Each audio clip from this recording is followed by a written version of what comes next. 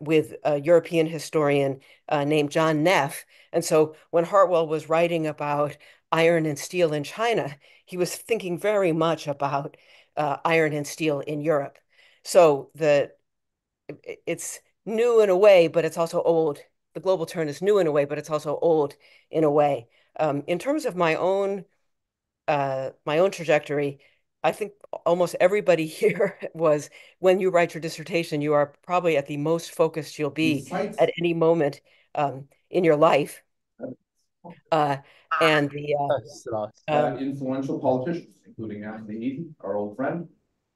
Sorry, Professor Hansen. I more audience come, so I mute them stuff first. So so maybe you can unmute yourself. Sorry.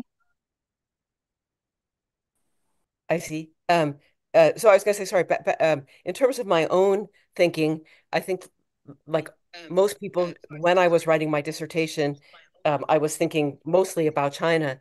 But the second I got tenure, um, I gained the freedom to think more broadly. I was at that point working on the Silk Road and on Turfan and realized that there were questions that interested me that the sources that answered those questions were not in English. And that was, for me, a real turning point. And also at the same time, I got involved in a world history textbook. And I think a lot of us on the panel have had that experience too. And so I read a lot in world history. So I think that's it for me. Thank you. Thank you very much. Professor, before Professor Dura starts, let me invite all people come and also unmute them. Unmute, sorry, mute.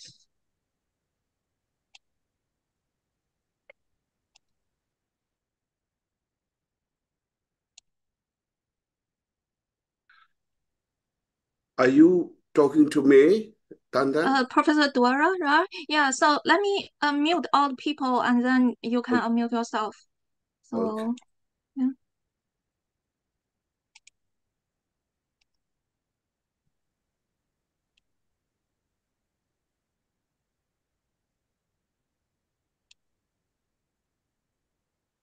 Yeah, Professor Dura, you can unmute yourself. Thank you. I'm sorry, I missed the first part. Is there a question you had asked? Yes, the first question. So one of the recent trends in the field of China studies is the global turn. So Yeah. all the panelists here embraced this trend. Yeah. So what encouraged you to undertake this transition, and what significance do you attribute to the global turn? Yeah. Well, in my case, I came with a graduate degree from India, and I was always interested in a comparative study of China and India, and I was so that was the comparative angle. And then when the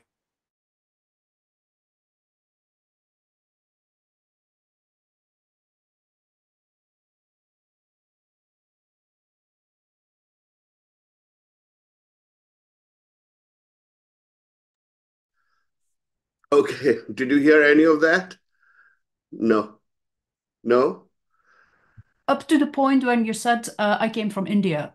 Okay, I came from India and I was with a graduate degree, and I was always interested in a comparative study. And that comparative study of China and India also led me to wonder as to why history was always done through a national lens, through a national optic.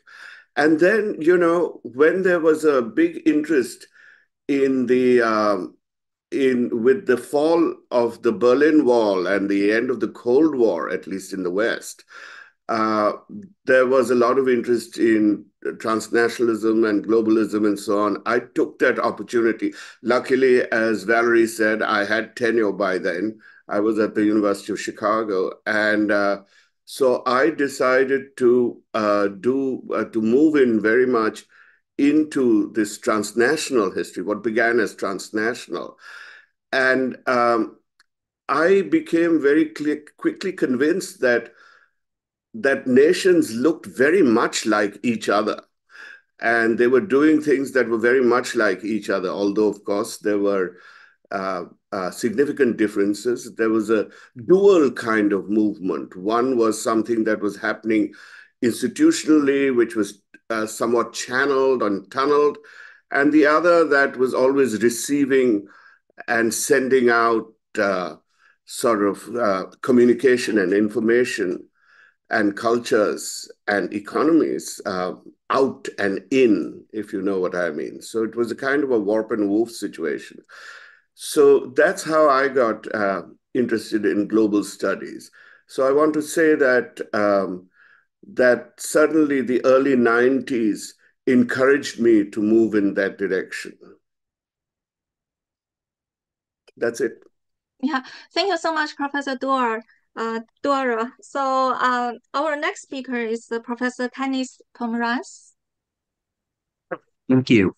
So my answer in some ways resembles those of these people who have already spoken, but in a different combination. I actually started out in European history before I got interested in China. And in fact, when I had to make a choice in graduate school of what to do, part of my thinking was, well, I have English, I have French and German, I've got a basic background in European history. If I want to do comparative or global work, I can always go back. If I don't learn Chinese and Japanese now, I'm not going to learn them after I get tenure. So part of my choice was always a tactical one in that sense. And it came from the fact that I was interested always in comparison. And then as time went on, came to see that part of what comparison revealed was that the units you were comparing shouldn't be taken for granted. Above all, that the nation shouldn't be taken for granted as the end point of historical evolution, and that required thinking in very different spatial terms. So some global history is very, very large. Some of it actually goes well below the spatial level of the nation state to look at how a given place that may now be part of China or the United States or Brazil or whatever was at one time much more strongly connected to other places. I also had an experience when I began teaching that's somewhat like what Tim Brooke described. So I started at UC Irvine, and at the time it was a small graduate program, overwhelmingly, in fact, almost exclusively in American and Western European history. And I knew it was going to be a while before we could build a China program. At the same time, I had an undergraduate curriculum where, because of the large number of ethnically Chinese students in Southern California, I had a lot of undergrads who were eager to take a China course, but who thought that they already knew exactly what China was. China was what they had learned at home. And in fact, they were taking the China course often because they figured that was the easiest way to fulfill their humanities distribution requirements. And I saw part of my duty is to kind of shake them up and say, no, no, there are a lot of different ways of looking at China, some of which are only require you to step outside of it and look back. And so the combination of, as Tim said, wanting to speak to graduate students who weren't working on China, which required going to the global level, and then also wanting to use my undergraduate teaching to shake up some of the taken for granted ideas about the modern nation as an inevitable fulfillment of historical trajectories made me want to break away. And like everybody else, as soon as I got tenure, that's what I did. I guess I'd throw in one more thing just because it's the sort of thing that we often don't talk about in public, but I think matters. So, about the time that I got tenure, I also had little children. And I had a choice between a second book project that would have required going every summer to China and particularly given that project to rural North China, and a project that could do much more with libraries. Um, and that was a lot more consistent with the stage of life I was in. And so I decided to do that one first and never looked back.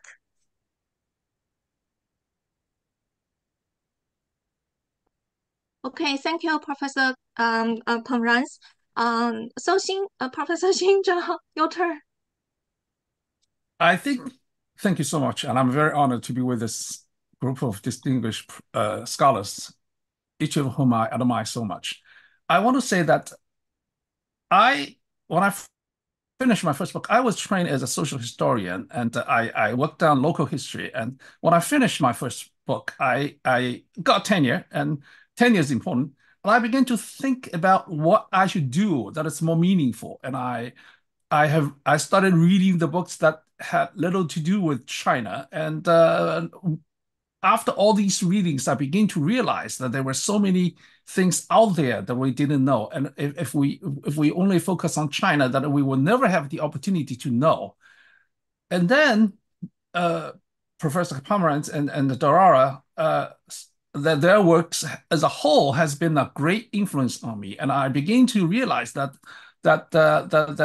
we can understand Chinese history with a much broader view of the history as a whole. And then, as I was continuing to read and collect materials for the new book, and Vera Hansen's book came out, A Silk Road, and that was a sort of not just a confirmation of what the direction that the field is going, but also it's an encouragement to me that we can look at history in that way. So over the years that I have started to do started to pursue the global perspective of Chinese history and the interconnectedness between the global and the local, and I have never ever regretted doing that. Oh, great. So most people talk about tenure. So I translate it in Chinese as 天牛，就是天上的牛这样。Okay. So and also Taiso and I also have little children too. So we are at different stages. So Taisu, your turn. Before you start, let me let more people come.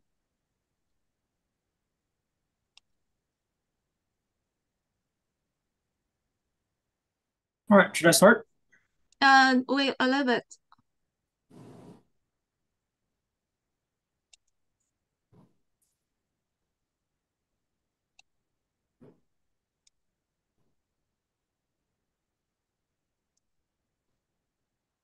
Give me give me 1 minute. Sorry. Um, so you can unmute yourself and start. All right. So first of all, thank you to Dandan and Professor Zhang for organizing this, and also for allowing me to kind of like piggyback off of your very hard work to actually put this all together. I really didn't do anything. I just was there for the ride, and seeing this entire thing come into shape has been quite exciting, and I look forward to the conversation. So in my personal experience, to some extent, like I'm a relatively question-driven person.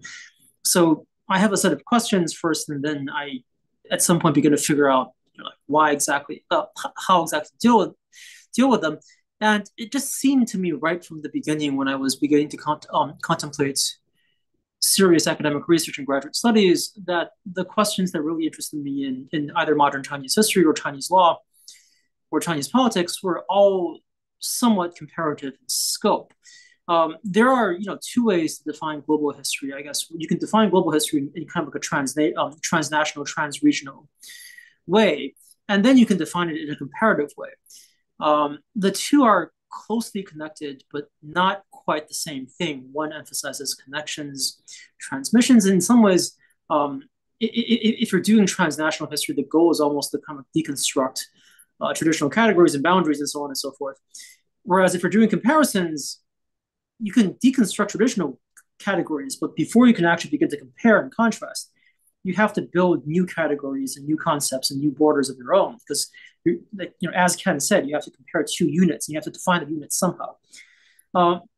So possibly there was something about that kind of boundary drawing exercise, which naturally required a great amount of, in some ways, like theoretical thinking and conceptual thinking that appealed to me. But at the same time, it also seems like modern Chinese politics, from the internal point of view, has been constantly driven by various kinds of comparative tensions, right? So Chinese elites are always consciously measuring themselves against the outside, perceptions of falling behind the outside world, perceptions of being invaded or semi-colonialized or just in some ways like being geopolitically oppressed by the outside. Those kinds of perceptions drive Chinese political discourse, elite psyche, intellectual discourse to an enormous extent. And I guess growing up in that world, I was no different from any of this. I was naturally enthralled by questions of why did China fall behind? How is it beginning to catch up? How can it actually catch back up? What's actually the difference between us and other systems that makes our geopolitics frame in a certain kind of way? So given that those were the questions, right, naturally then to pursue a certain kind of comparative method was not just necessary, it was completely essential. And so beyond that, once I began to get into this kind of thing, it turned out that this kind of comparative history, again, given the category constructing boundary drawing exercises that it necessarily demands, fits relatively well with my theoretical interests and conceptual interests. It fits relatively well with the mindset of a legal scholar in some ways. And so that's how I got into this entire thing. Thanks. Thank you very much. So let me change the view to speaker view. So okay, so let us move on to question 2. So what in terms of global studies, what opportunities and challenges do you see in global studies, and also what are the advantages and disadvantages of global studies? So we also start with Professor Timothy Brook. Dan, can I interject? Did you Yeah, forget sure. Professor Divert? Oh, so sorry. Yeah. Well, I understand. Yeah. Okay. By the way, I have to. So Professor Hilda DeWitt, your turn. I'm so sorry. Because I have so many things to control. Well, don't be nervous. It's okay. No worries. These things happen. Thank you very much for including me in the conversation. So I'd like to start out with maybe a qualification there too. I think I didn't start out to join a global turn in isolation. I think for me, the global turn, and certainly now that I engage with it explicitly in research, responds to earlier turns and in part also feeds onto turns that are happening around the same time. So for example, for me, the global turn, when I study the history of infrastructures, intersects with the material turn, with the environmental turn, the digital turn, and also the infrastructural turn. And it also, I think, has taken a shape in response to the social economic history of the 60s and 70s, the anthropological turn, linguistic turn, the cultural turn of the 80s and 90s. So in other words, I think it is something that takes place within a larger ecology in history. And my own engagement, I think, follows a very similar trajectory, even though perhaps it was 20 years later than what Tim Brook and also Ken Pomeranz were describing. When I started teaching in the early 2000s, I started teaching in a history department, even though my background was very much first in Chinese studies and later in Chinese history. And I was, I had to work hard those first years, but I was very pleased to join a history department. This was at the University of Tennessee at Knoxville, that gave me the opportunities and also invited me to teach and to think about history as the history of human communities and environments in a very broad sense. That is without modern territorial or geopolitical boundaries, and to some extent also even without or with flexible temporal guidelines. I could move across the entire span of history. And so that the larger point here is that academic environment can really matter. And so some of the contingencies, I think, that were described earlier come into play there as well. But over time, I've become as a result of this, a fervent supporter of embedding Chinese or East Asian history in history departments and not exclusively in area studies, because oftentimes that is really nation studies, and that does take on a particular shape of historiography. And so I've split my time. When I look back, about half of it in history departments, about half of it in area studies departments. And when I look at my teaching, half or more of my teaching in history departments was in global or what we then called world history, in terms of survey, but also Eurasian history. I taught a course on the history of socialization in the medieval world, broadly conceived, and also historiography or theory courses that allowed me to bring in work from various areas. And at the time, we also built a bit of a community around that because all of us felt somewhat inadequate. I think we have that experience that when you first enter an entirely different historiography, it can be helpful to talk with colleagues about sources, about ideas, about questions and themes.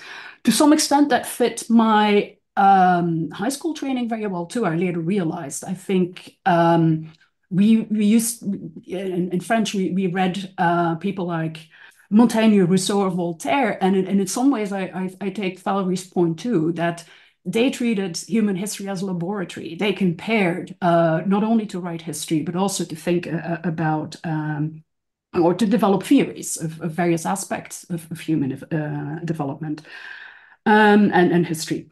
So a last quick point that I'll make in regard to this is that it started perhaps with that, but I until relatively recently, never explicitly in my own writing, in my own research, talked about global history. And that has, I can pinpoint a very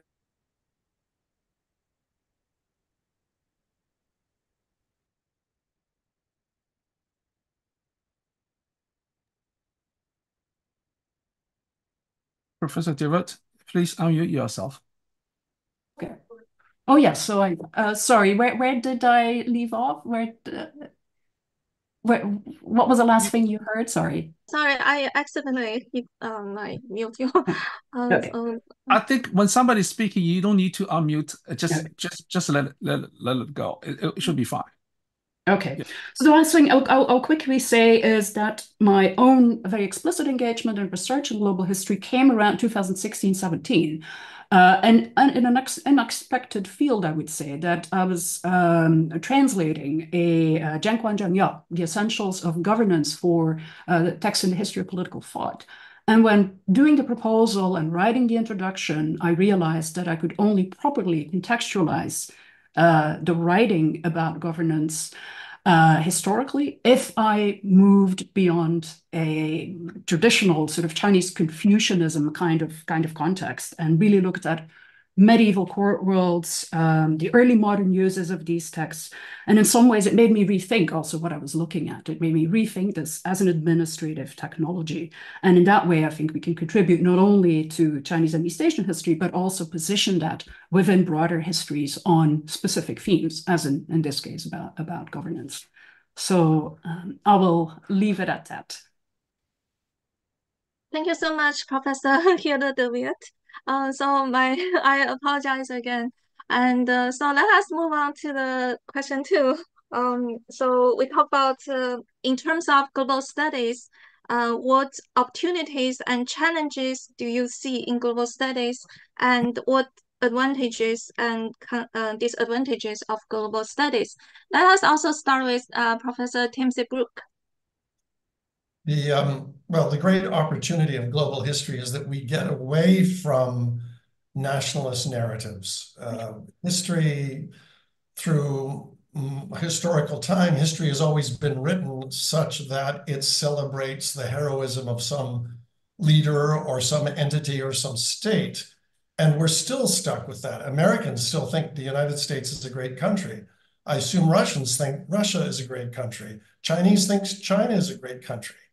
But as historians, our goal is not to do that. It's to see what happened and then apply analysis to it. And you can't have heroes and villains when you're applying analysis. So I think by moving the lens out away from one country to a broader framework, it enables us to be more analytical in the way in which we look at the history of any one country.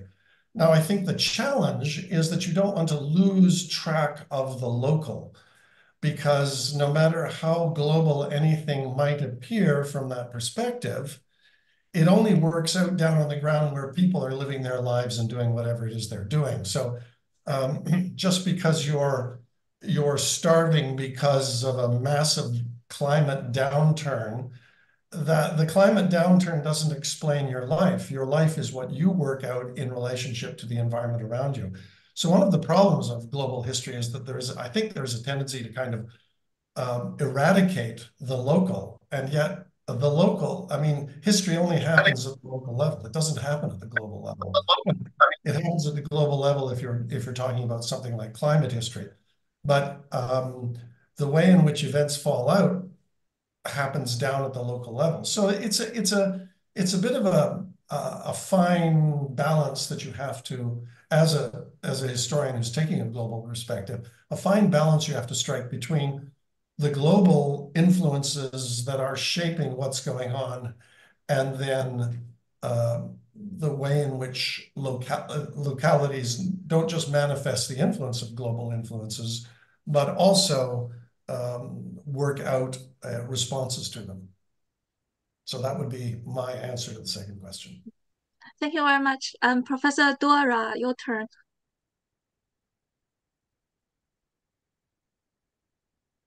Professor Dora. Okay, are you sure Yeah. it's my turn? Okay. Yeah.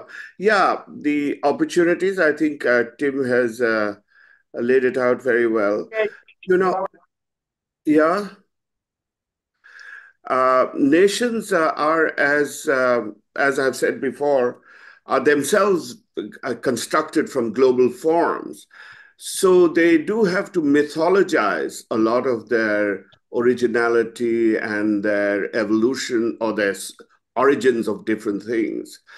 And of course, we know that it's much easier to deconstruct, to break that down, than to see how other forces have actually contributed to it. And we really need to do much more of that than the deconstruction. The tricky issue, as Tim and I'm sure all the others will point out, is how one sort of does the relationship between the local and the global. And it seems to me, and I'm not very clear on this, but I think there are three different approaches that I have noticed. The one is the first one I call scaling, right? Going from a lower scale to a higher, or a higher scale to a lower. And as a local movement or a product travels up and down, you know, what Skinner might call in the Skinnerian mode, although applied perhaps globally to different hierarchies of places. There are changes and there are transformations. And so we look for joints and nodes which are critical in these transformations. And actually, you can also see how certain changes at top, at the higher levels, make differences at the lower level. I'm thinking actually of Ken Pomeranz's first book on the Huaibei region, where the kinds of investments that used to go into that region stopped going because of other statist needs or anti-imperialist needs. And so these areas changed, but they also took on a different role. So much of the periphery, for instance, became, I don't think in Huaibei, but in the southwest and so on of China, became opium growing areas and things like that, right? So you do have changes that are affected by different levels in the hierarchy. The second approach is to really keep the place constant and see how different local forces and spaces interact at that local level. And I think Changxin's work does that in his new Global and the Local, and looks at the sort of ways in which the two really reshape each other. So I think that's a kind of a second way. And the third way is the kind that I use mostly, which I call circulatory histories, where I follow the processes and travels of materials and ideas. One advantage of the circulatory history is that you don't have to understand it in an originary way. We are not looking for where something originated, because every time a process, a good, or something moves to another place, uh, it is different, right? It is recreated, it is repurposed, and so on. I always give the example of Marxism in China. How by the time Marxism comes in, when Marx is talking about is talking about the revolution in Europe, he thinks of the proletariat as the only class that can do it, and he saw the peasants as a sack of potatoes. And he was really influenced by the French idea of, little holdings and so on. But by the time, it goes through another round of transformations in Russia. And then by the time it comes to China, you have this, Mao Zedong has also already written the Hunan Peasant Report, and he's ready to have the peasants undertake a massive revolution. So then, it's transformed in each place, but yet we can see certain continuity. And beyond that also we can see, now if you look at where Maoism has gone, you see that it's gone to mainly tribal places, because in most non-tribal places, you have the agrarian structure pretty well laid out. So they have certain autonomy. The tribal groups have autonomy. So, you see them among Chiapas, you see them among Naxalites in India and Nepal, and so on. So it's interesting, I think, to follow the circulatory forms here. And of course, there are, obstacles and impositions and so on that you also have to count for. But I think I'll leave it at that, in the kind of a threefold understanding that I have of the relation of the challenge between the global and the local. Okay, thank you. Thank you so much, Professor Duara. And also many thanks to Professor Hansen for posting all the questions we prepared in the chat. I combine question 2 and 3 into the big question 2. So Professor Hansen, your turn. Um, uh, I want to start by saying something that no one has said yet, which is that I'm always struck by the generosity of people in China, that they're interested in what outsiders have to say about their history. And that even this panel illustrates that there's I just think a great warmth extended to historians who working outside of China, who I would say clearly don't have the linguistic capacity of native speakers. And I understand that there are native speakers who live outside of China, and all of these things are blurry. But to me, the real advantage of global history is that as outsiders, we can say something about any development in China in a larger frame, and that historians who are working inside China, much like American historians working inside the United States, have such a deep and rich historiography to contend with that it's almost impossible for them to rise above their subject matter and put America in a global context. And the opportunity for those of us working in Chinese history to sketch a broader world that China is a part of, I think is really a fabulous opportunity. I think the challenge is, and Tim and Prasenjit have already talked about losing sight of the local. I think there's a linguistic component here too that I mean, all of us read Chinese, so we know what happens when people who don't read Chinese write about China. And when we write about other parts of the world, we're dependent on an English language, mostly English language, historiography. And, that works better for some places than others. And so I think one of the great virtues of being trained in any historical tradition is you have a sense of how to write about the local. And then the challenge, anytime you scale up, as Prasenjit said, that is to be able to write with the same sensitivity about places where you cannot read primary sources in the original. Thank you. Thank you very much, Professor Hansen. So Professor Tanis Pomerantz. Thank you. I think the speakers who've gone before me have already laid out the basic challenges and opportunities very nicely. Yes, the global frame allows us to think different thoughts and challenge common sense in a way that is very hard to do within any national tradition. And that's a task that is by no means finished. So that remains the great opportunity.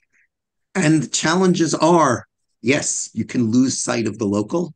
It's not inevitable. I think we can all think of ways in works that manage to sort of navigate those multiple scales about a particular place and do it well, but it's difficult.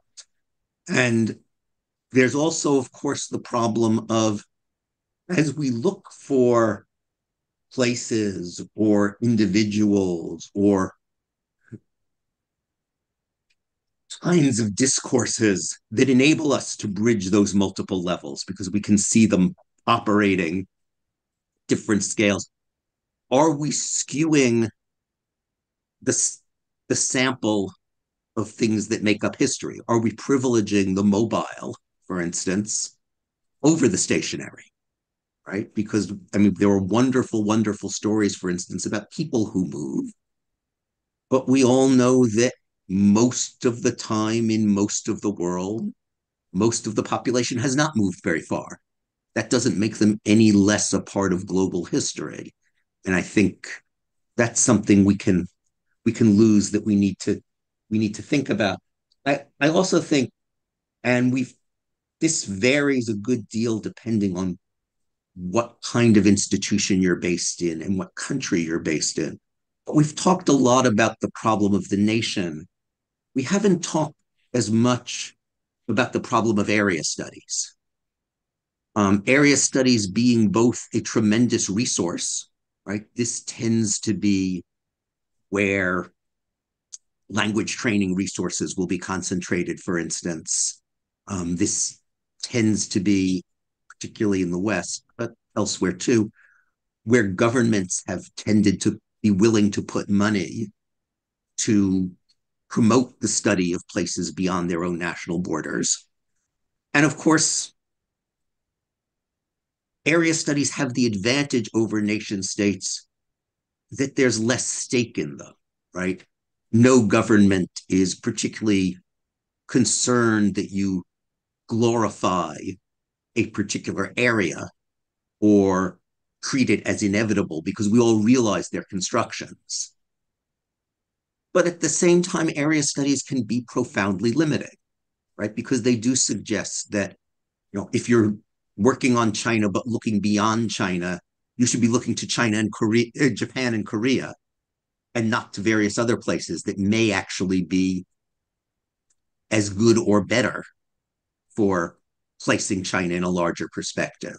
And they tend to assume that we know what the units that make up the area are, right? So if East Asia is China, Japan, and Korea, then we're right back to assuming that we know that China, Japan, and Korea are meaningful containers.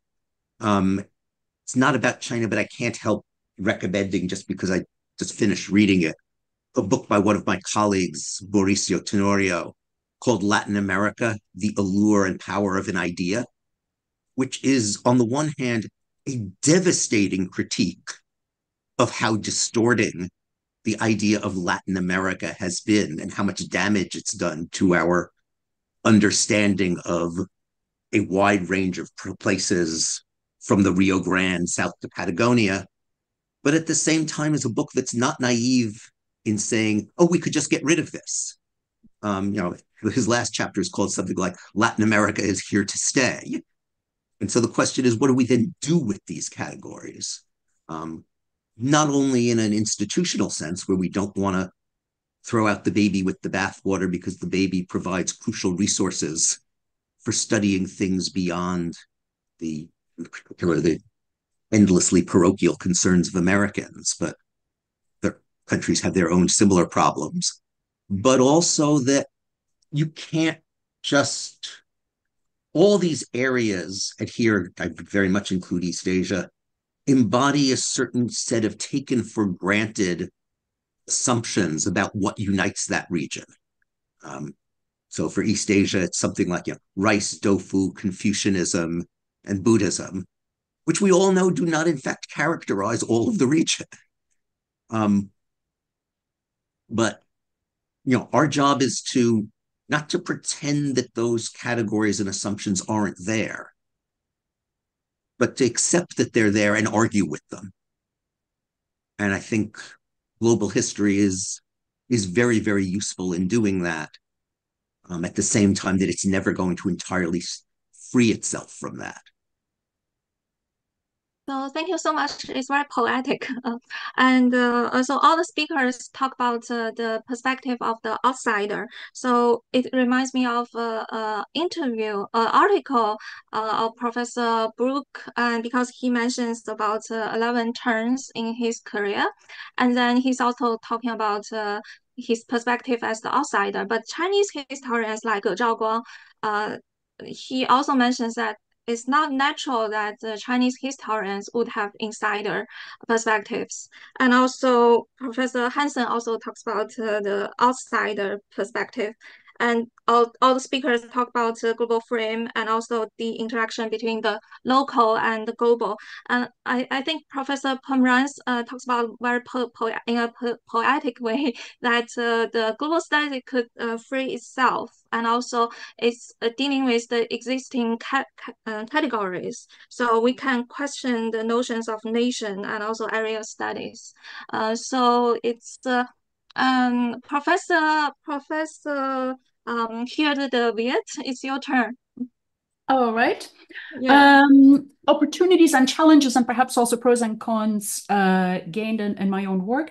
I would say the main thing that I gain is a different perspective, a global perspective, a sense of the fluidity of different types of boundaries, spatial boundaries, but also temporal boundaries, and sometimes also object-related boundaries, that objects are composed of ingredients, designs that come from different places, and analyzing those gives us a sense of the fluidity also of those sorts of entities that we think have fixed boundaries. So I'm going to explain some of those examples, but I wanted to also sort of in a more general term go over perhaps one point that hasn't been mentioned. I also had on my list the methodological nationalism of area studies and other kinds of centrisms, Euro, sometimes also Sino, and certainly also modern-centric approaches that I think all perhaps are a challenge, but also an opportunity for us to enrich our questions and ways of analysis. But those have been talked about. Perhaps the one challenge that I've had in collaborative projects, sometimes also in teaching that may not have been mentioned yet, is the challenge to overcome preconceived notions of difference. And these are oftentimes surface, very large concepts. Christianity versus Confucianism is a good example. And what I invite students typically to do, and what we did in a comparative study of communication in Europe and in European and Chinese history, was to think instead of structural equivalences. That is to say, either people, concepts, or routines. What roles do they, or in what ways do they shape societies? And to look there not only for similarities, of course, for differences, for different ways of dealing with challenges and crises, but to not start with surface comparisons of huge ideas such as the attributes that we might associate with Christianity, the attributes that we might associate with oftentimes East Asian Confucianism. And that can be a real challenge. It struck me, for example, also very recently, we had a postdoc do to my idea at least, a wonderful presentation on how communities in Latin America tried to turn some of their local heroes into saints and had to lobby very hard, investing tons of funding through Spain to persuade the Vatican to do this, oftentimes for years, employing middlemen of various kinds. And yeah, those coming from an East Asian perspective, oh, this is typically European, right? This is so different. And then you think about, well, obviously not. If you think about the history of shrines, local shrines, and the negotiations that involved with authorities at different levels, you there have a very interesting case of how you look at how societies have to deal with various authorities to commemorate those that are dear to them, oftentimes from a very local perspective, but moving them up through the range. So this is just one example.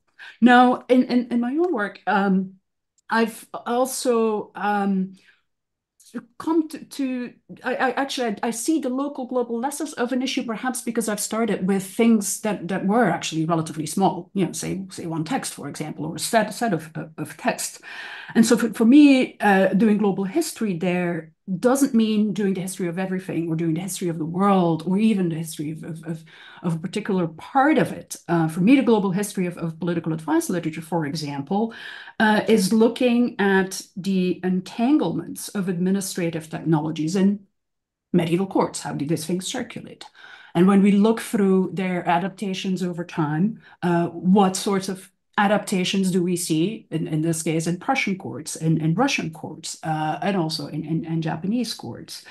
And we can take that through time, because oftentimes we associate vernacularization and also the flows within East Asia, with early modern to modern times, and there we see that actually that too doesn't apply. So I think there's also value in doing transtemporal global studies of very specific items, because they give us a very different perspective on texts that we tend to take for granted. And the last thing I wanted to say about perhaps one of the problems that was noted, and perhaps something that has given global history a bad rap, that's two things: perhaps the assumption that it is comprehensive scale, whereas I think Ken Pomerantz in one of his AHA presidential talks showed very beautifully that it's about scaling, it's about it moving up and down various levels. But also that it tends to be about the flow of goods, ideas, persons, that it's about circulation. And for the work that I'm currently doing, which is really about the social history of infrastructures, I think it becomes very clear that if you look at the global history that has been done on that part, there's a clear sensitivity to the polarities of laying out large-scale infrastructure. That is to say, that it's about integration, but it's also about the opposite. It's about segregation. It's about connectivity, but it's equally about exclusion. It's about class.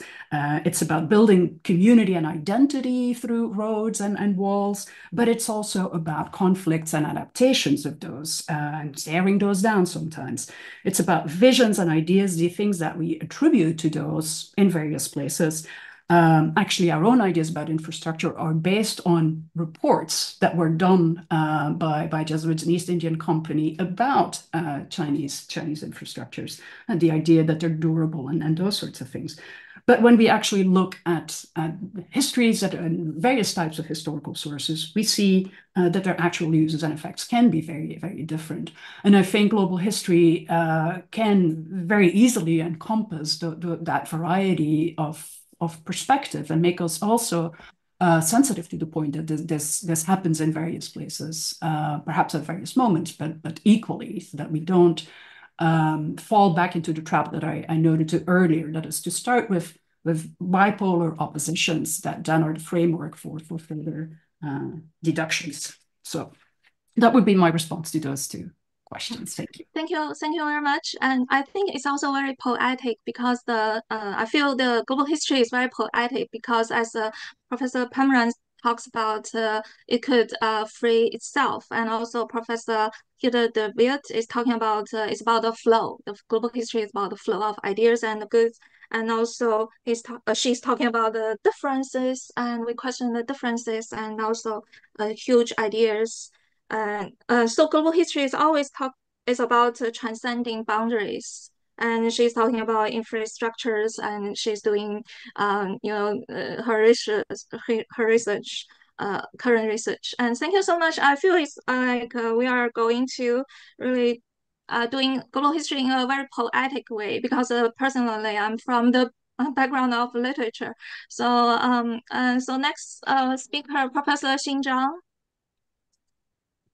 I think the panelists in here who have spoke before me had said very well, and I'm so glad that that people have recognized that the challenge, part of the challenge is that we need to pay attention to the local level of studies, and which is something that I'm very interested in. Let me say that first of all, the significance of global study or expansion to the global perspective is quite obvious, but I would like to focus on what I consider to be the challenges.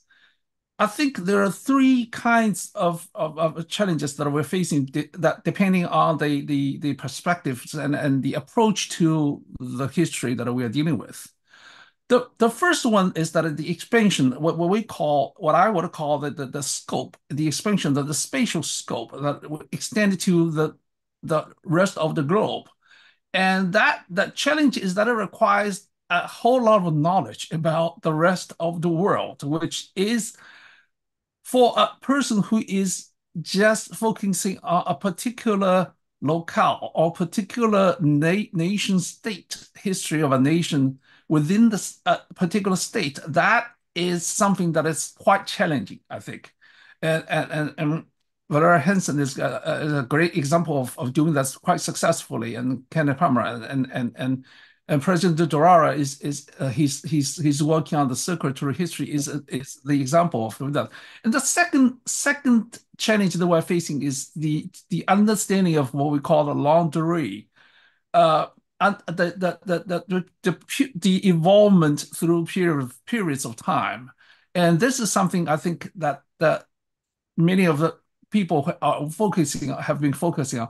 The third realm of the research that we are facing challenge is exactly what I will call the global and local interaction. So fortunately, the panelists sitting in here, everyone sitting here is deeply rooted in local studies. And if you check their publication, they all started with very solid research on the local level of societies. That gave them the opportunity. That gave them the opportunity and the skills to base their research on the solid evidences and the things, for example, Timothy Brook, based on the local gazetteer and climate change, and based on a price of the rice and the decline of the price of rice, and how even though his work is dealing with the little ice age and the climate change in global change, but his work is still very much deeply rooted in the local level of archives, the local level of documents, and Valeria Hansen's also. I think that it is a different kind of a challenge if you want to pursue the study in that way. And we will reap the different kinds of benefits to some extent. As a whole, this will contribute to our understanding of Chinese society so much more so than we could have done without extending those what we call the scopes. And so I think that we are on the right track because we are all facing different challenges in different ways, and each of us is pursuing a different aspect of that challenge. Thank you. Thank you so much, Professor Xing Zhang. So last year, actually, we also had three conferences with Institute for Advanced Humanistic Studies at Peking University, and I talk about global history and the shaping of the world. As speakers mentioned here, so global history is about the flow, and also the shaping. So it's always crossing the centuries. So as Professor Xing Zhang talks about, we are doing global history. So at the temporal level, so we are doing, like all the panelists here are doing long duration research. And also at the spatial level, we are doing global history. And also Professor Hilde de Wit was also talking about the modern centric, the question of the modern centric. So we can see that all panelists here are also crossing the so-called modern, pre-modern boundaries. So all the panelists here are doing pre-modern and modern studies. So yeah, so I'm excited to hear all the brilliant comments and points here. So Su, your turn. Su.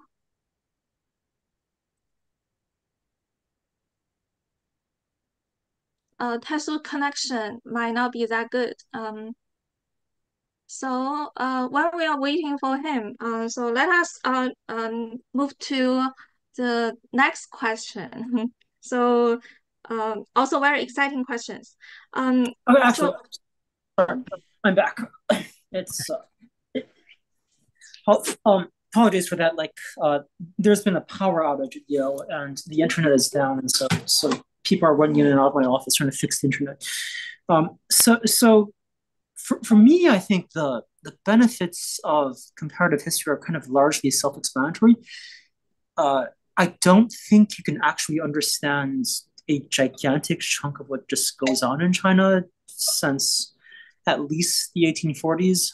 If you, or frankly, much earlier than that, if you don't have some kind of global view and some kind of comparative view, because of the simple reason that the actors that you're studying, especially if you focus more on the state and perhaps more on elites, like I tend to do, they were themselves globalists and comparativists in political orientation. So in some ways, like their worldview dictates a pretty large chunk of your worldview. And if you want to take them seriously, you have to be able to see things in the way that they see things, and then begin to independently assess whether the ways that they saw things had any kind of basis in truth, or were they, political constructions or ideological constructions. That said, I mean, the challenges, of course, are always not to be overly misled by that. You always have to kind of keep a critical eye on this kind of thing, and to make sure that you're balancing narrative with empirical truth in a proper and responsible way. To not do so, just there's this like nice nice passage in this book that I was reading about the English informational state. To not do so would be to let your narrative and theoretical carriage go before the empirical horse. But even assuming all that, right, there are some kind of unique challenges of doing comparative history in a more externalist objective way, which is in some ways it forces you to be a theorist.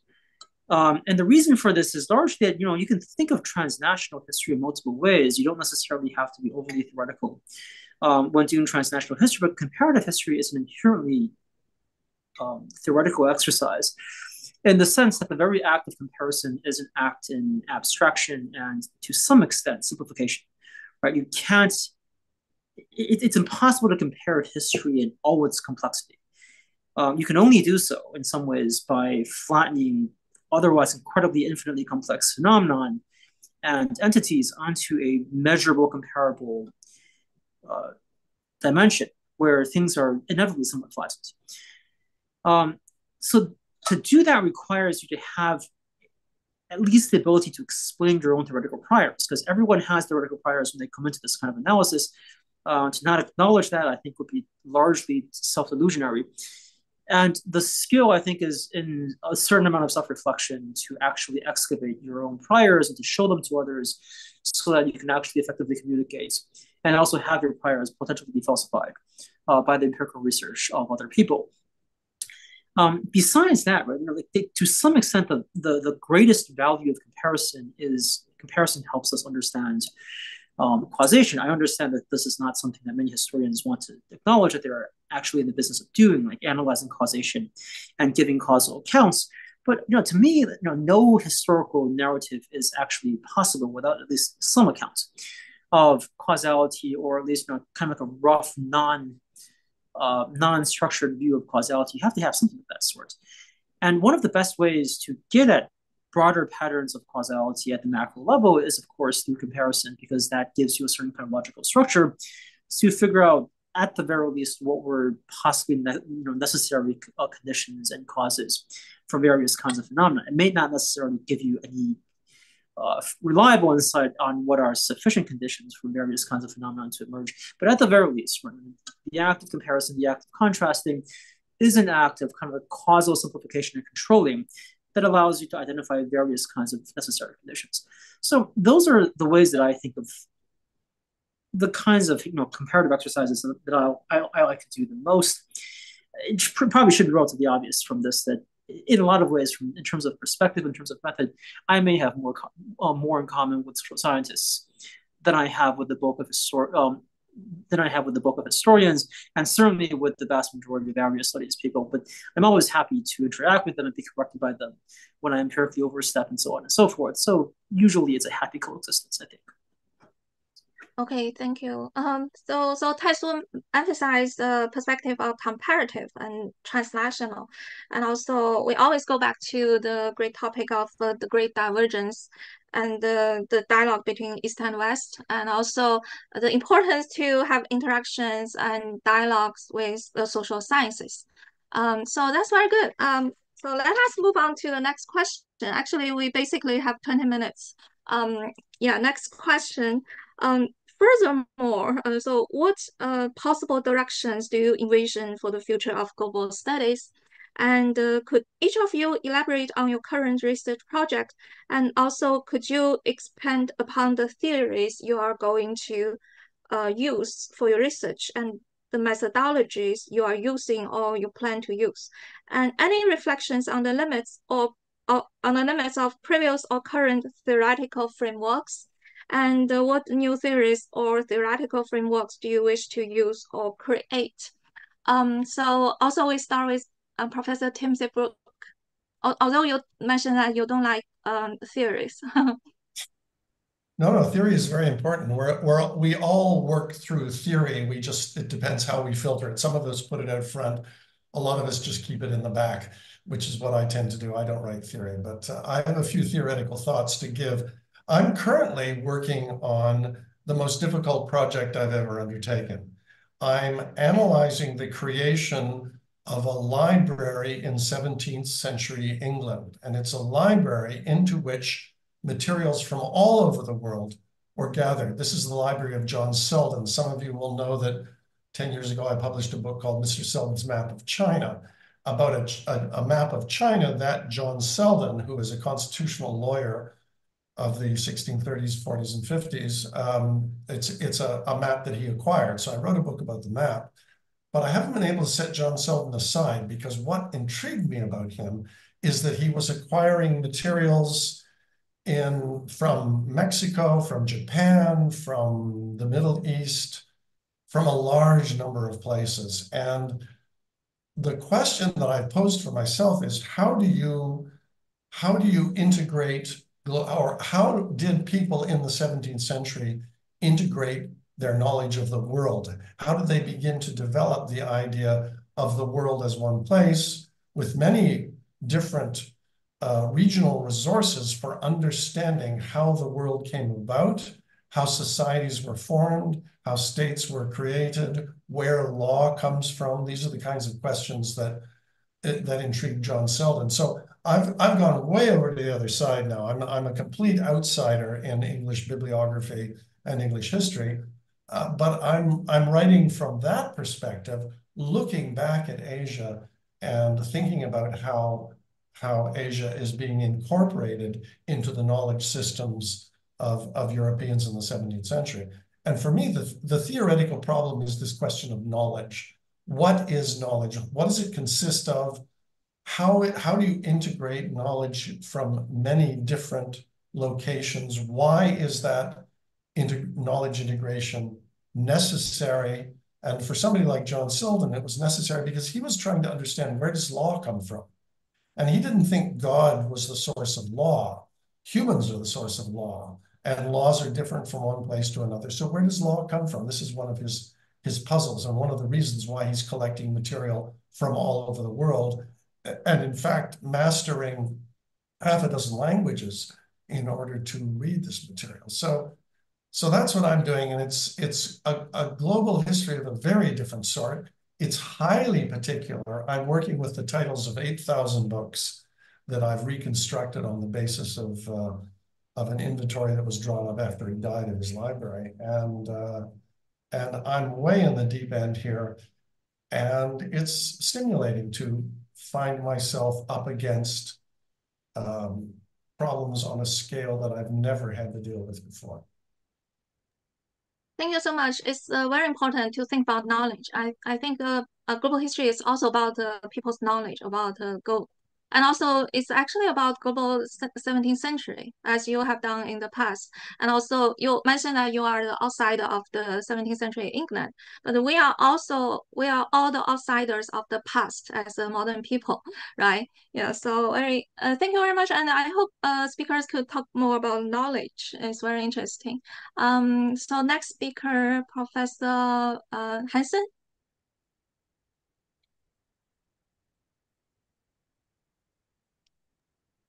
Um, I'm uh, I'm working on a project now. Well, I have two projects I've been thinking a lot about, and both of them are related to the question of the early modern and how European historians have defined the early modern versus how Chinese historians have defined the early modern. And the one of the big differences, I think, speaking broadly, is that most going back to Naito, that most of the definitions we have of the early modern in China look at internal factors inside China. So the Chinese economy, but not the Chinese economy as an export power, the Chinese economy in terms of domestic demand, printing, uh, and the impact of printing, the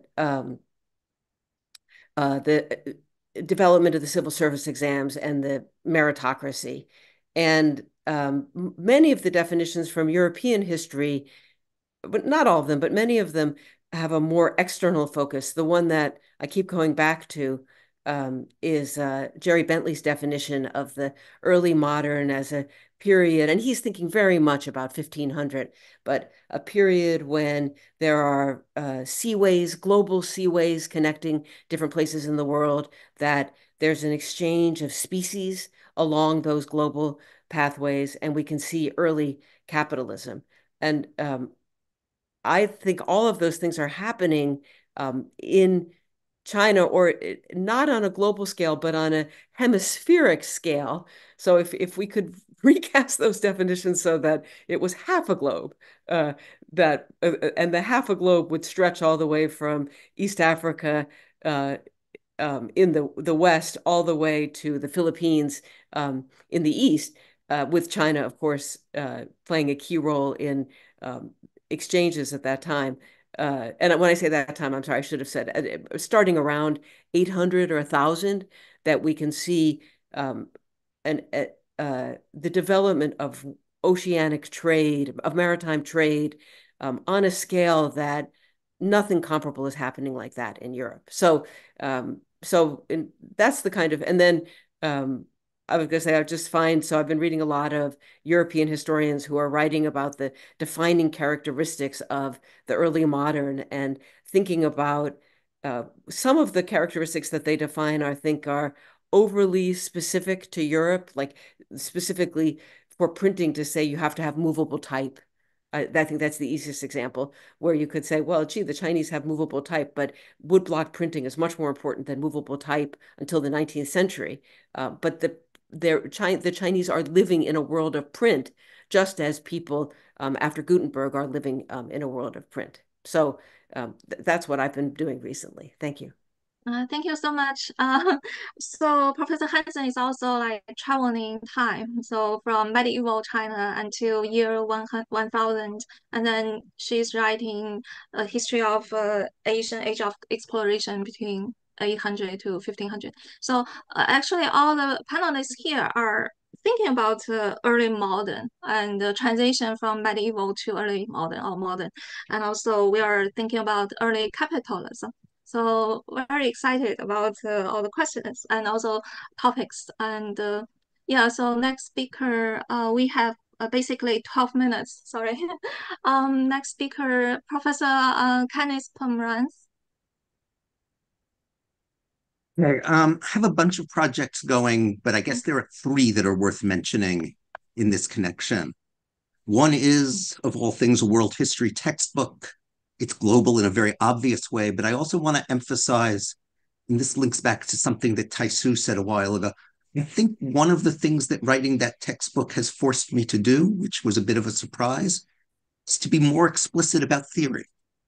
That when you write on such a large scale, it seems to me the issues of selectivity are so obvious. And if you don't want to do a book that's just a kind of compilation of greatest hits from around the world, you have to ask sort of, why am I choosing this and not that? Why are some of the things I choose to emphasize about region X not the ones that are most prominent in region X's national history narratives? And I think what we're trying to do in our book is let the student in on that. Let them see history as a discipline, remind them, hey, we've made a choice here to do this, that, or the other thing. And here are what we think the stakes are, to not just assume there are students come to us as tabula rasa, but assume that they come to us with a bunch of things they quote know, some true and some not true. And that our challenge is, again, to shake them out of some of that. And that we have to shake them out of that partly by acknowledging, in a way that textbooks almost never do, that we're arguing with other people, that we have disagreements, that there's no consensus on what's the most important. And that a book for beginning students should be, well, it should be a bit like the Pompidou Center in Paris. You should see the pipes. You should see the stuff that's usually hidden. So that's one project. The second is a book that I've been working on for a number of years. It is called simply Why is China So Big? And that I think addresses in a pretty obvious way the question of the nation state, but also attempts to start very, very far back in time to ask a lot of different questions about why we get this particular political unit, why some others that at certain points looked like they would gel don't gel, why when a unified China falls apart, it comes back together again.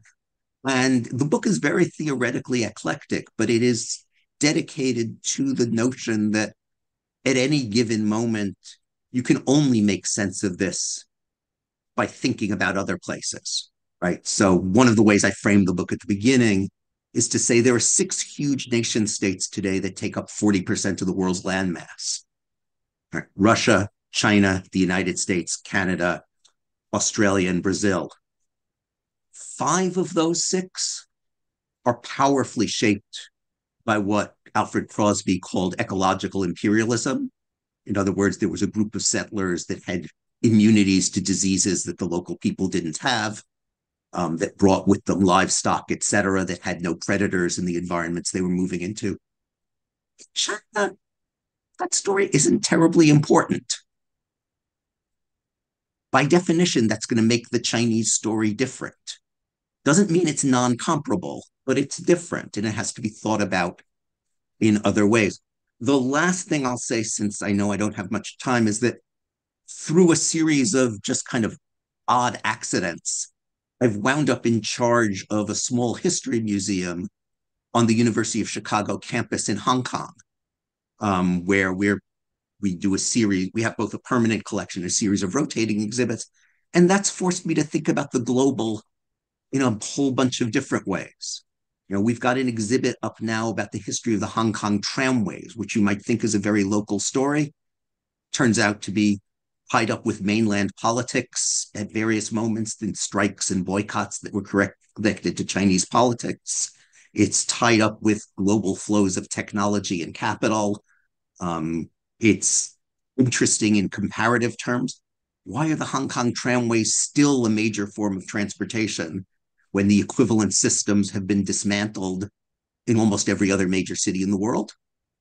So even something, or the next project we have is one that makes me think of, it's the kind of project Tim, I think, would do if it were in a different century. It's the story of a Polish Jew who winds up in Russia as a small child in 1917, lives through the revolution. His family then moves to Harbin, where he mostly grows up. After growing up in Harbin, he moves to Hong Kong in the mid 30s, lives most of his life there, ends up in Sydney, has a whole bunch of really interesting connections to fundamental institutions, both in Hong Kong and abroad.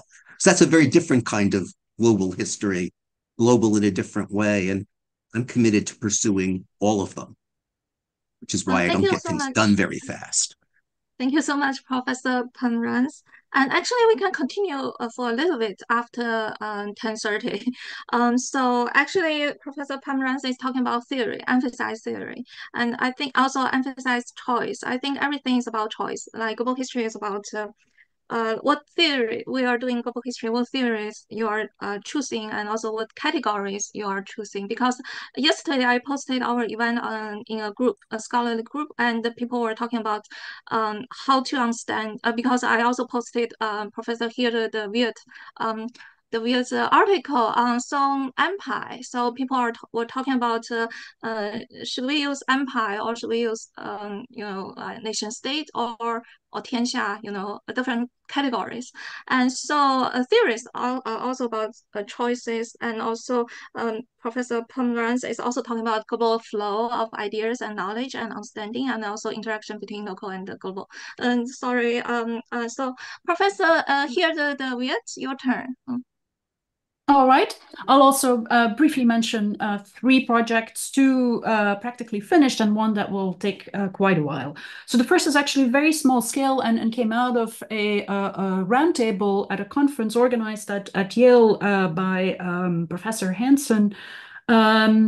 A short paper on fluid boundaries practicing middle period history, where the argument is basically turning an earlier argument about the non-comparability of medieval histories on its head, essentially making the point that fluidity is a reason to do comparison rather than the opposite, that you have to have a fixed or operable idea to do structural comparison. The idea here is that we face similar problems in regional histories, and that actually should be an invitation for us to collaborate. It plays very briefly at the end with two ideas that are perhaps relevant to at least some global history. And there I'm actually referring to my colleague here, Nicola Standaert, who has done work to incorporate the philosophy of in-betweenness and the in-between to think about cross-cultural encounter in global history. So very briefly, in-betweenness is about, you could say, an ontological state, the fact that you're no longer a representative of whatever background, social, cultural, you come from, but that you're moving in the process of engaging and traveling. And the in-between is the space-time, the space, as well as a time within which that encounter happens. That is also sui generis, that is not like other spaces and temporalities associated with societies in isolation. So briefly mention that because I think that might be worth following up on. The second point I want to make is perhaps also worth making, and that is that you don't necessarily have to change the way you work to do global history. I finished a manuscript that's The Arts of Governance, the global history of medieval Sinitic literature, the global history of Sinitic literature from medieval times to the present. And essentially, I would say I worked the same way I worked when I wrote an intellectual history of the Chinese civil service examinations. I do close reading. I contextualize text and images in their social, political, and cultural background environments. But instead of limiting that framework to perhaps Chinese textual traditions, those boundaries move beyond time and space. And I would invite actually, because it seems to me that this is an area that perhaps hasn't done as well, particularly for the pre-18th century period, the area of political thought and governance, that people also look at this as certainly a very possible way of doing better history. Like Tim, I don't think you have to do global, but it's certainly a perspective that can enrich our understanding of the sources we work with also. The last project is large scale, collaborative, and does entail quite, how would I put it, an assemblage of theoretical and methodological approaches. This is a project in a longue durée, 11th through 19th century, on the social and regional history of infrastructures, mainly roads, city walls, and bridges. And there we engage with historical anthropology, with science and technology studies, environmental humanities.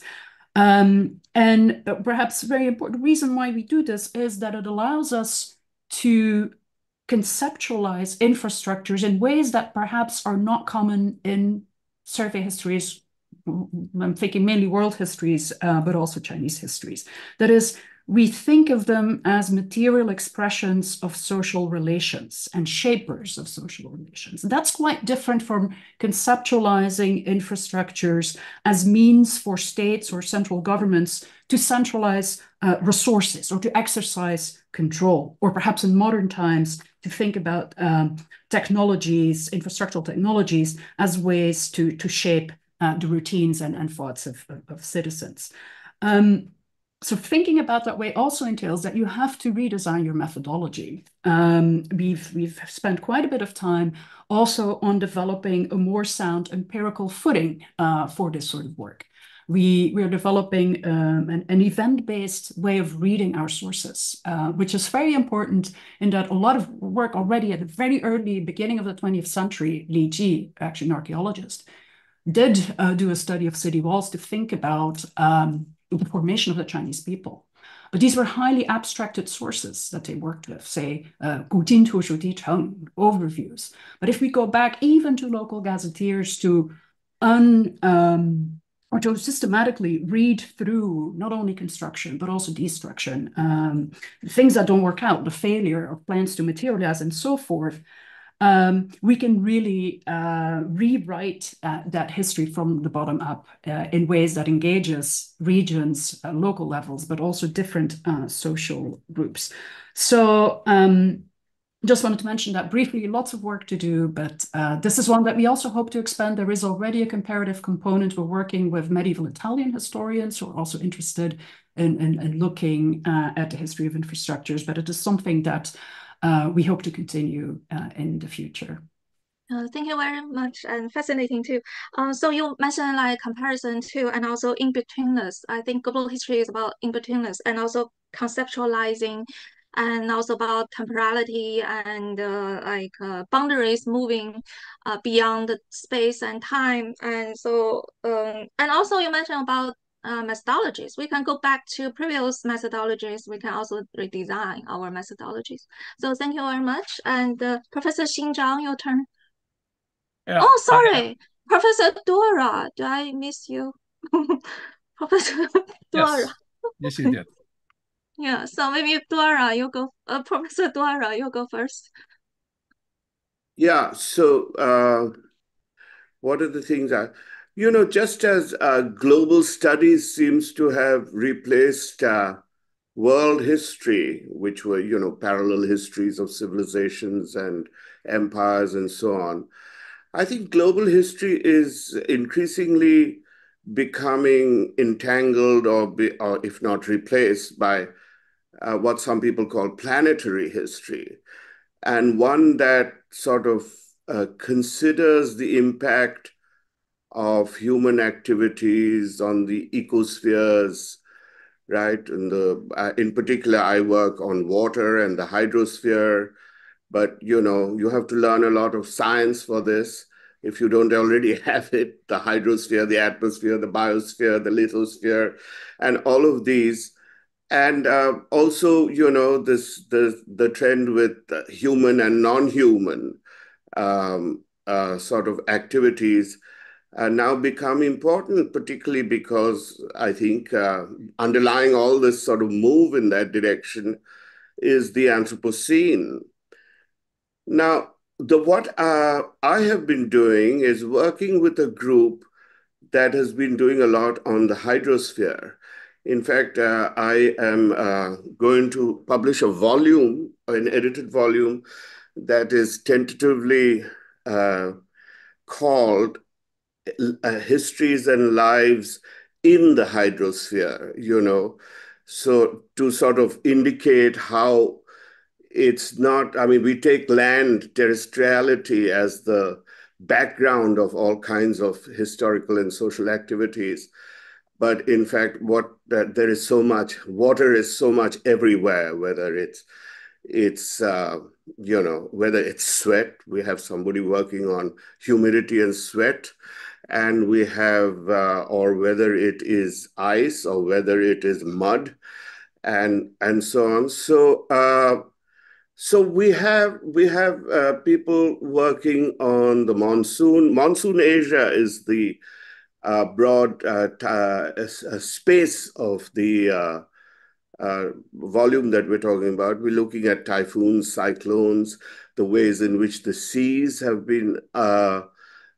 become material to humans, not just surface sailing or something or fishing, but and basically we are looking at how these natural forces have impacted and been managed quite differently at different times and in different spaces, and so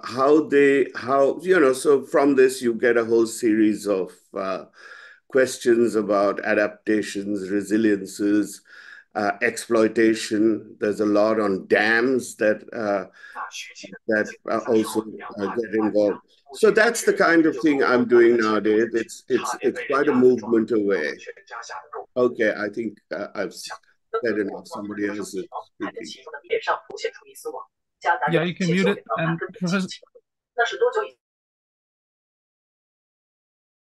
Sorry, I don't know why. Also, I muted all the people. Yeah. yeah, So yeah, okay. Professor Xing Zhang, your turn. Yeah. No, Professor Dora hasn't finished yet. No, Oh, sorry. I have pretty much. Okay. Oh.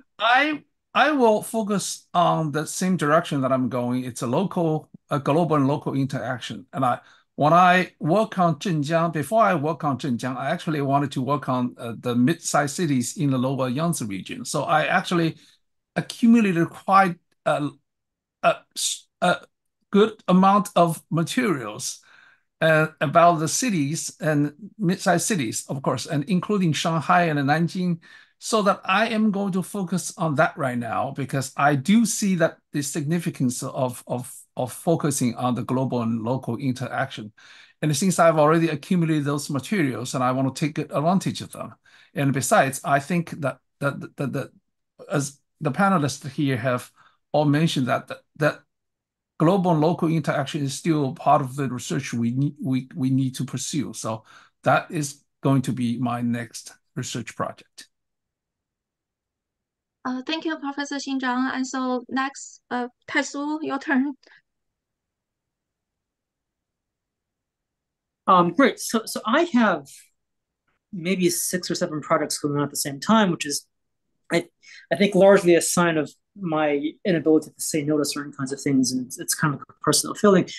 Some of them are related to global and comparative themes, and I'll just quickly talk about those.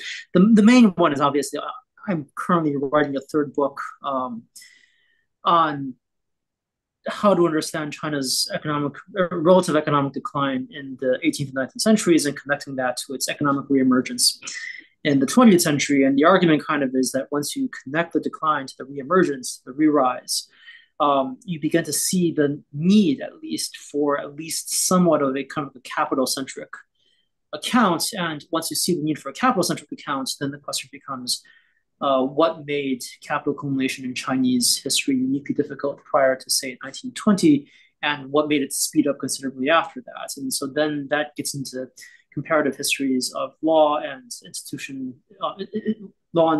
and also state building, which eventually, to me, turns out, because at some point you have to explain what created the legal differences or the differences in state capacity. It turns then on questions of cultural and political ideology. So it's kind of like an attempt to link culture ideology to institutions, to economic outcomes, but doing so in this kind of like longue durée, pan 18th, 19th, 20th century Eurasian context, where you're not just comparing China with Western Europe, but you're also comparing China with, say, Japan and Russia and the Ottomans. So it's a very kind of big, expansive book. It's the kind of book that, frankly, no one ever feels confident enough to write. You begin to feel a bit more comfortable writing about it after tenure, but even then, it's done with a great amount of trepidation. So that project is slowly ongoing. It's actually currently a bit of in a bit of a kind of like a holding pattern while I get rid of a number of article projects that I've committed to on the legal theory side of things. And of those, some are purely legal jurisprudential questions about property law and private law, or about the nature of legal coherence. But there are, I think, 3 comparative projects that are kind of worth mentioning.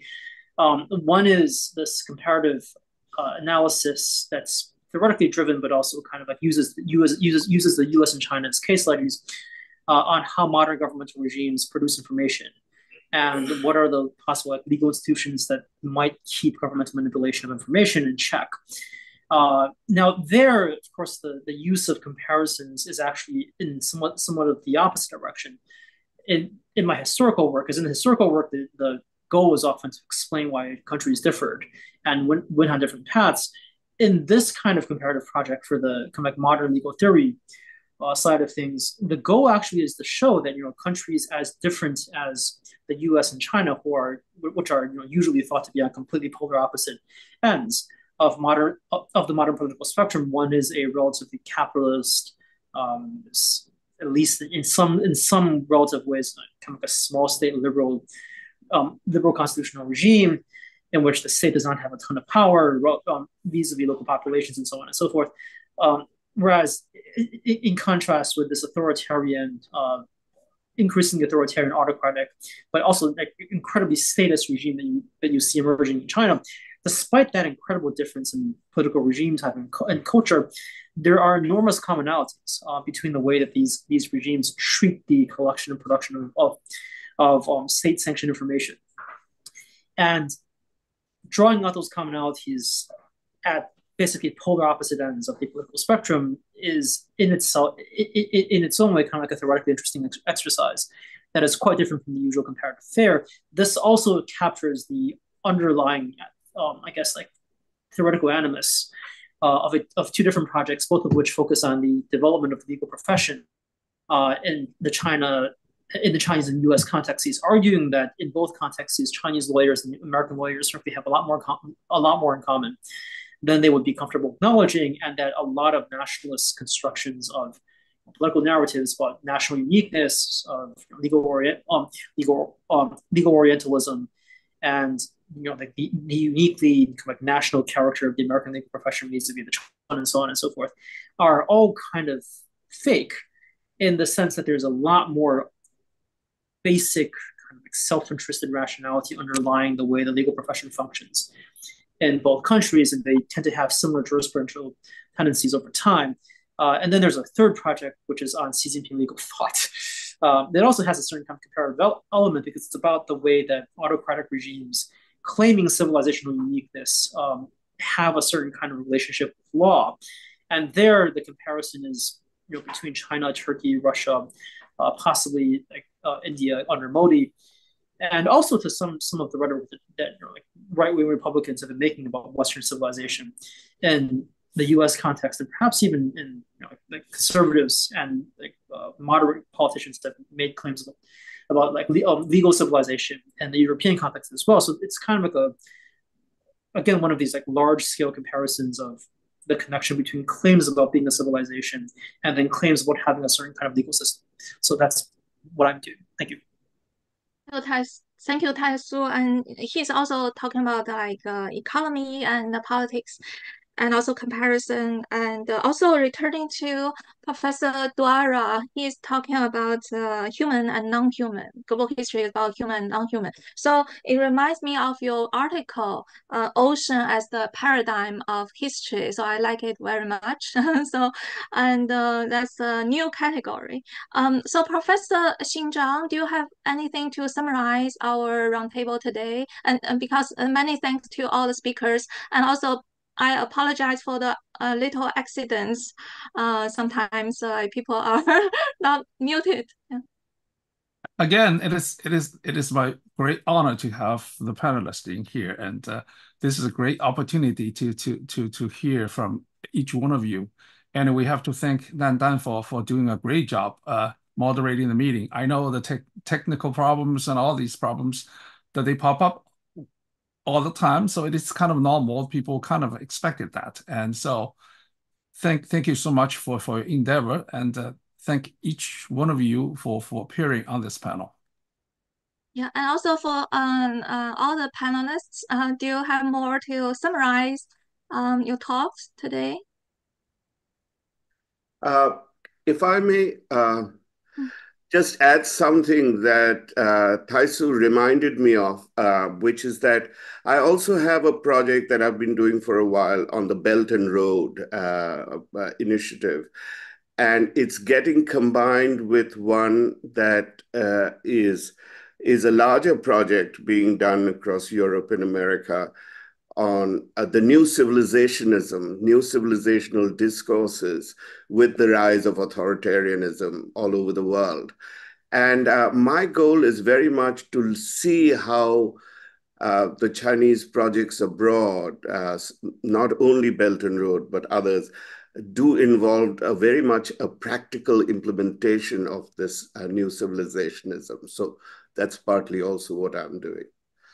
Thank you so much. And Professor Timothy Brook. Oh, I think you've heard enough from me, and I actually have to get going. So thank you, Dan, very much for arranging this conversation. Thank you. And Professor Hansen? Professor has left a message that she has to leave early. Oh, okay. Professor Kenneth Pomeranz? Just very quickly, one thing I forgot to say, which is we've talked a lot about theory and we've talked a lot about the importance of being empirically rigorous. Mm-hmm. And our tendency has been to associate the empirically rigorous part of the story with making sure we get details about China right, which of course we should, as we should for other parts of the world.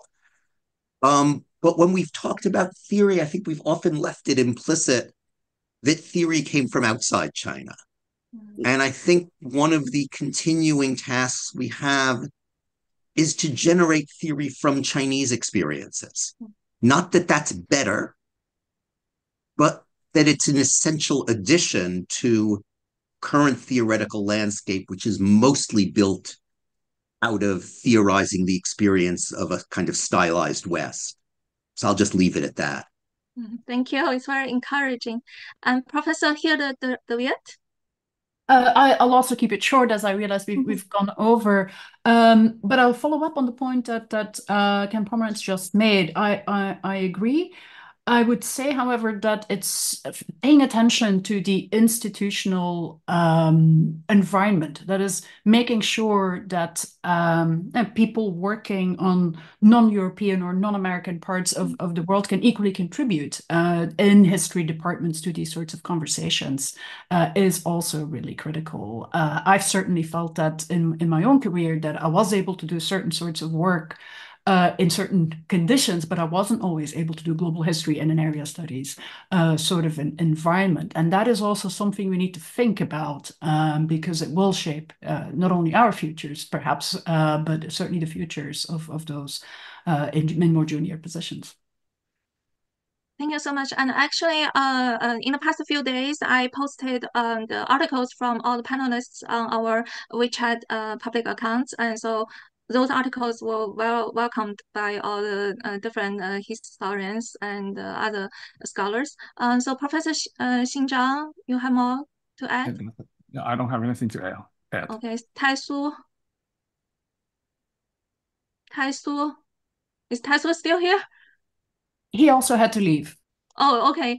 And also many thanks to all the colleagues who help us live stream the event, including the colleagues from Institute for Advanced Humanistic Studies at Peking University, the Bilibili official account, the WeChat live stream account, 微信视频号, and also the colleagues from 三年书店, SDX joined book company, 三年书店, and also from 中华 book company, 中华书局, and also from 中信大方, CITIC site, 跳岛, FM, 跳岛 FM, and talking literature, and also from political science review, and also many thanks to all the audience, and many thanks to all the speakers, and we hope we can have more conversations in the future, and also so thank you so much, and we will end our meeting today, and also look forward to future discussions. Yeah. Goodbye, everyone. Thank you so much. Bye. Goodbye. Bye. Thank you. Bye. Bye-bye.